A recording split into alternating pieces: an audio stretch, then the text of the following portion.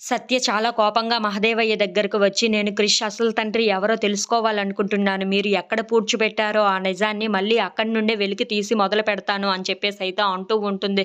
ఆ మాటలు వినగానే అక్కడ ఉన్న మహదేవయ్య అయితే చాలా కోపంగా సత్యని చూస్తూ ఉండిపోతాడు. ఇంతలో అక్కడ ఉన్న సత్య మాత్రం మీకు భయపడేదే లేదు. ఎలాగైనా సరే క్రిష్ అసలు తండ్రి ఎవరో తెలుసుకొని క్రిష్‌కి ఎలాగైనా మీ నిజ స్వరూపాన్ని బయట పెడతాను అని చెప్పేసైతే అంటూ ఉంటుంది. ఆ మాటలు వినగానే అక్కడ ఉన్న మహదేవయ్య అయితే నవ్వుతూ ఉంటాడు. ఇంతలో అక్కడ ఉన్న సత్య మాత్రం ఇదే మీ ఆఖరి నవ్వు అవుతూ ఉండాలి. మీరు ఈ రోజు నుండి భయపడుతూనే ఉంటారు. అది చూసుకోండి అని చెప్పేసైతే అంటూ ఉంటుంది. ఆ మాటలు వినగానే అక్కడ ఉన్న మహదేవయ్య మాత్రం ఒక్కసారిగా నవ్వి, "నీ మొగుడు ఉన్నాడు కదా! నీ మొగుడు నా చేతుల్లో ఉన్నాడు. వాడు ఎట్టి పరిస్థితుల్లో చేయి జారిపోడు. అది గుర్తుపెట్టుకో" అని చెప్పేసైతే అంటూ ఉంటుంది.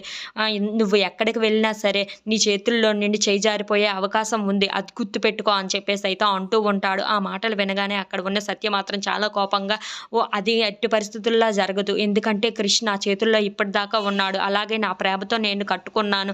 ఎలాగైనా సరే క్రిష్‌ని నా చేతుల్లో నుండి నేను చేజారిపోను. కానీ మీ మీ చేతుల్లో నుండి చేజారే విధంగా నేను చేస్తాను అని చెప్పేసైతే అంటూ ఉంటుంది. ఆ మాటలు వినగానే అక్కడ ఉన్న మహదేవయ్య అయితే ఒక్కసారిగా షాక్ అయిపోయి సత్య వైపు చూస్తూ ఉండిపోతాడు. "ఈ రోజు నుండి మీ టైం స్టార్ట్ అవుతుంది. మీకు నాశనం మొదలవుతుంది" అని చెప్పేసైతే అంటూ ఉంటుంది. If you like this video please like